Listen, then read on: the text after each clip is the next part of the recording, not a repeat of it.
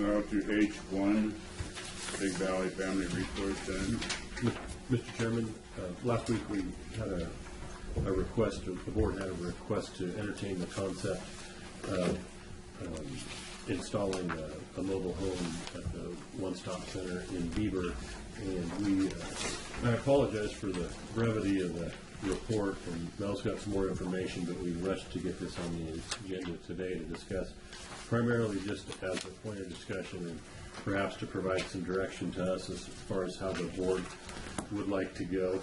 I think Mel's got some comments on it as well, but that is the purpose of the agenda item. Okay. You don't? I just wanted to add to what I said last week. Can you state your name for the record again? Oh, I'm sorry, Christy Osmussen. Thank you very much. I just wanted to add to the fact that I proposed the home. It can be smaller. I'm not set on that size or design. I'm looking for something with more privacy. There was a design that I was told that the county had built or had made the pictures at the resource center, and it's just over 3,000 square feet. And what I had found was right around 2,000 square feet. So it's not really size that I'm looking for. I'm just hoping for something just a little bit bigger than what we have right now. Right now we're at about 1,100 square feet, and just privacy for our clients and confidentiality to help with those clients. Well, the combination of the two gives you over 3,000. Yeah, it does. I was gonna, what I'm hoping to do with the other building that we're currently in right now was to hopefully start a thrift store and also use that as the food bank. I just feel there's a real, I could really do well with a thrift store there in the Big Valley community. There isn't anything there, and I have a lot of people who've been coming in for coats and other clothing items that people donate, and we just put in the front, kind of between the two doors there. That front door actually doesn't lock, so anybody can come in at any time, but I always have clothes there that people are taking. So I'd really like to start a thrift store in the other building. Okay, anybody else wish to speak? Mel, did you have a comment? I just wanted to say that I was here in June and talked to you about our plans, and that included working with an architect to have an assessment done and identify the priorities for all of the one-stops. And this is the first I've heard of using the old building for a thrift store. It's a county building. It's up to you guys what you want to do with it. I personally think that if we're going to put a modular, it needs to be a commercial modular, not from a mobile home manufacturer, because I've got 2 mobile homes on the lot up at Hospital Lane, and I know what the issues are with those. A lot of retrofitting, and then you have problems with everything afterwards. If the storage is an issue, I looked at Connex containers and I was surprised at how cheap they are and all the things you could do with them. I had never looked at those before. They're relatively inexpensive. We could get those for storage for even One Stop in Westwood, which also is a storage issue. And then I still would like, I'm meeting with the architect on the 30th. We're going to tour Herlong and Westwood on that day. Can't quite squeeze all 3 of them in the same day. She's going to come back and we're going to look at Big Valley. But, if you want to proceed with the plan for a modular, that's a whole different direction. I can certainly work with whatever you propose, but there's a limited amount of funds available. We've had, this issue's been discussed now for several years, and I think we have a need to get something in place. So I think, it's fine that we're working on the others, and maybe there's some options for storage, but I think it really would be worthwhile if we could maybe put together an RFP and circulate it for some sort of a commercial grade building that could be, instead of kind of going this route here, but take this concept and put it to bed. I mean, I appreciate what Christy did in terms of going to a local vendor and saying, what can I get for, X number of square feet to be able to locate in a manner like this here, is if this isn't going to be the way to go recommended, then let's proceed. Let's put out an RFP and see what we get back in terms of proposals from vendors around who could cite us a several square foot commercial grade, modular type facility up there. Depending upon what happens there, it could be, the same concept could be employed in the other two resource centers. Because we basically talked about when we had those meetings back in May and June, we have about roughly $600,000 in change, putting a couple $100,000 in each of the three sites to put something like this in place. So if we're not going to do that, then maybe this is better than not at all. But I'd like to see us proceed and do something sooner rather than later. Well, and this is why I wanted to meet with the architect and get an assessment and discover and really That's going to happen in prioritize December? needs. Does that happen? Yes. Okay, well then, I would say maybe no later than January, come back with a proposal for circulating an RFP to start that process. Yeah, I have to admit, I was kind of caught off guard last week when this was brought to us. I didn't realize there was a issue we were ready to move on. When Christy brought this up to us, this trailer. Well, I mean, this can's been kicked around for at least 5 years. Right, but I didn't realize it solve it, but I wasn't under the impression that end had come to an agreement amongst them all and decided, here's what we want to do. No, that's been part of the issue because we had the recession, we had the turnover in the staff who were managing it. I don't have the ability, or the staff has the ability to put out RFPs and know the planning and building codes and that kind of stuff. So I rely on Pete. Well, we're all relying on Pete for about 100 different projects. And Pete would be the one overseeing the RFP. I don't think he and should he's be just, doing exactly, and that. he's just the one guy. So, and he's working on Riverside and several other facilities at the same time. So, I mean, there are lots of reasons why nothing's been done to date. We don't have any solid decisions. I wanted to get the advice from the architect. I am concerned that we may. It's the same architect firm that's working with, that's doing Riverside. Simmingson. And you're gonna tour on the 30th of November? Yes. Could you shoot me an email? I'd like to go along for that. Mm-hmm. Larry, what's your take on it? It's your home. Well, it is, and, this has been, Lillian brought this up way before Christie as far as getting the deal, so we, through Mel, we did a great big architectural draft of building a new building, and it come back in, it way more money than what even Mel had at the time. And so we kicked it back and we talked about maybe getting some modulars in and maybe even moving, possibly, I had the idea of possibly moving it up to Aiden. Is an idea that really hasn't taken off and flown or spawned or whatever you want to call it. Christie's come back in and she's looked at the evaluation again, and it's her opinion too that they want to keep something there. And and of course she brought it up now because of personal reasons. I mean, that's why she wanted to have the meeting today instead of waiting until December. Because, She's got a bit of a deadline going there. She has a personal deadline. But she also wants to get the ball rolling, and Mel said, we've only got 2 years left, and we're going to be like we were at transportation, and the state's going to take the money back if we don't use it. Okay. And this stuff takes time, and, Christie brought this forward as to get the ball, to bring it back to the forefront again, to get the ball rolling, so we're not waiting to the last minute and then hurrying up and say being stuck with the home instead of a commercial grade building per se. Mel, she's so much working on it. So I guess my question for Mel is, what's the difference between a commercial grade building versus the modular home? I mean, is there a better life expectancy, but does it cost more at the same time? I mean, what's the difference? Well, the commercial requirements are addressed there. So all of the ADA issues get addressed in the restrooms and the kitchen facilities, all the commercial kitchen requirements get addressed, commercial carpeting, commercial grade, everything. And then there's some site prep that has to be done for commercial buildings that isn't done for homes.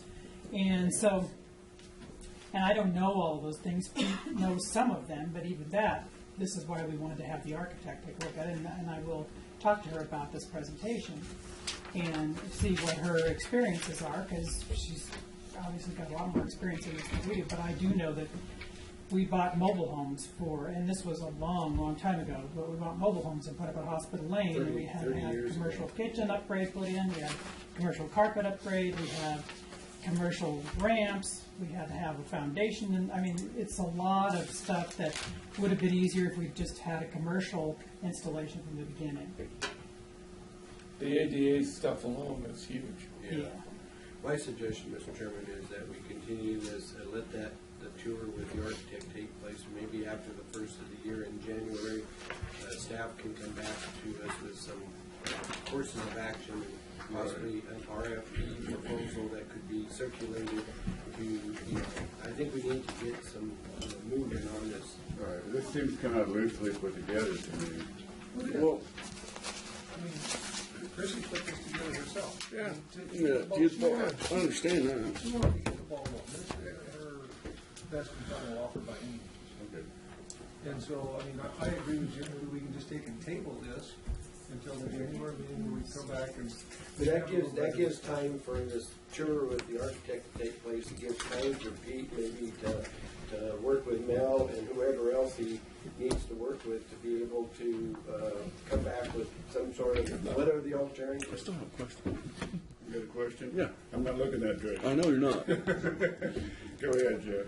What, I mean, we talked about Aiden, moving it to Aiden before. Is that still a possibility there with you, Christy, since we have a new person in charge? I don't really have a problem with it. It's more the community.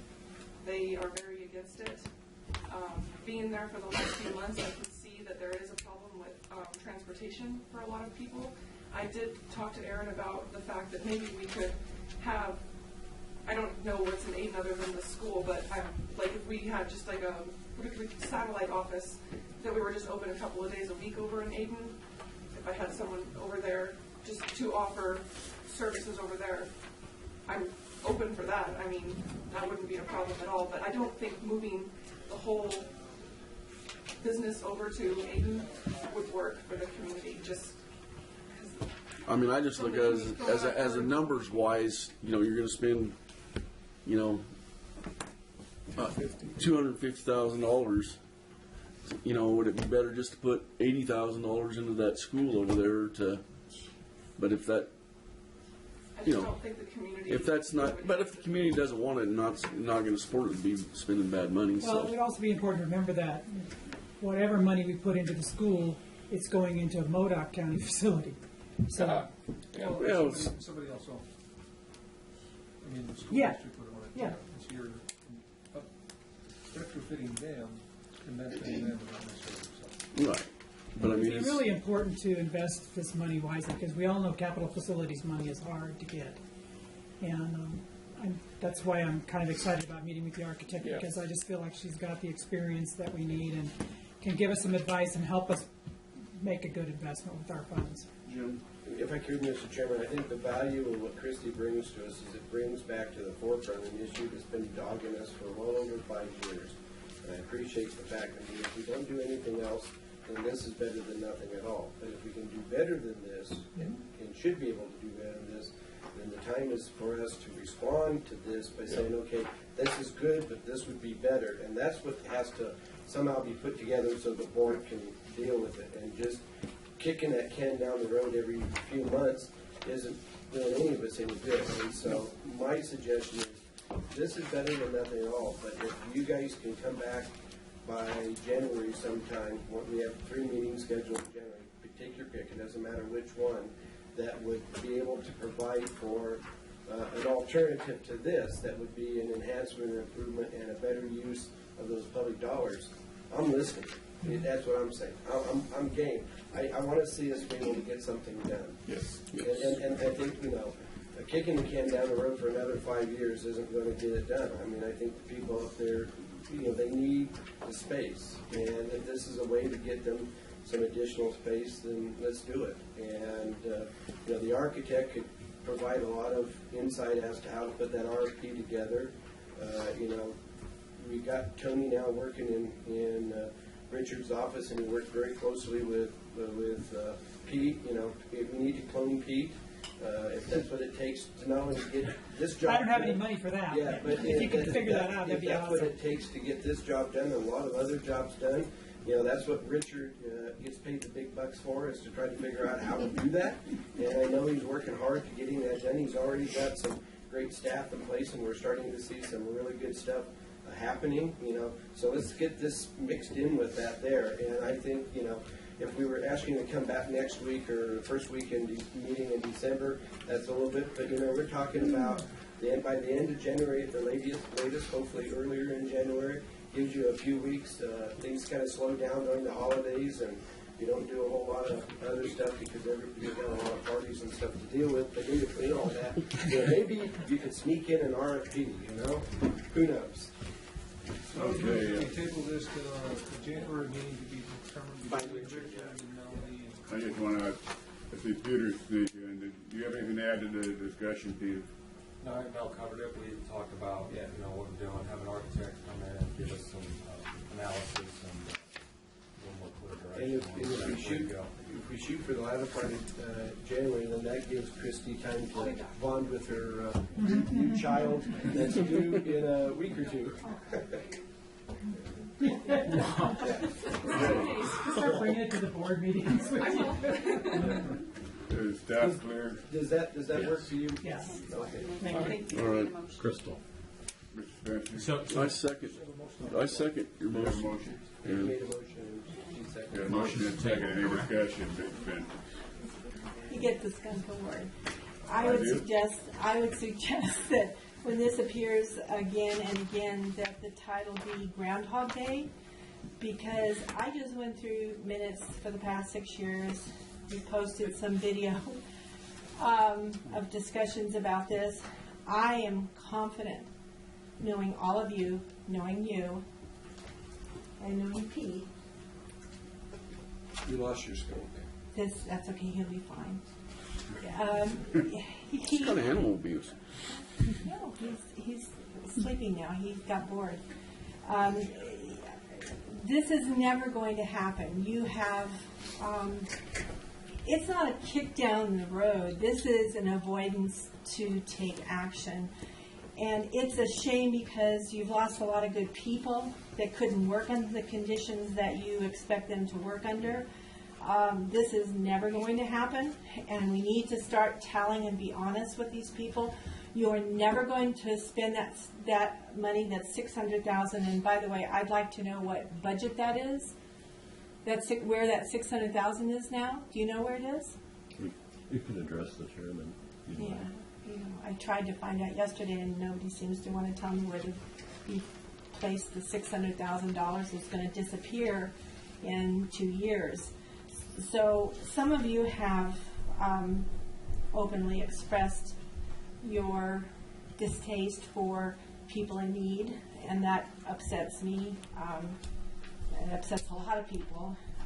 But this is never going to happen, and you just need to start being honest. This isn't a kick down the road. It isn't. It's never going to happen unless you step up and be more forceful and let them put a building out there. You don't need another architect. ADA can be implemented into a residential manufactured home. I know because I've done it. So maybe we should just make a long list that's about 20 pages long of the excuses you've made, all of you, over the last 6 years. You and York would be the exception. You're the exception. But it is never going to happen, and it's cruel to keep giving people hope that you're going to put a building out there. You're not. Okay, thank you for your comments. Skunk is still there. He's still there. He hasn't moved. Do I have to wake him up? Take your skunk. Maybe if we leave him up here. you Okay, we can- got a motion and a second. Any more discussion from the public? Seeing none, all in favor say I aye. just want to say I appreciate knowing that county council is exceptional. Exception, not exceptional. All in favor say aye. Aye. Opposed say no. The ayes have it. I did miss our break by accident, but we got it done, so I'm gonna keep going if that's okay. Keep going.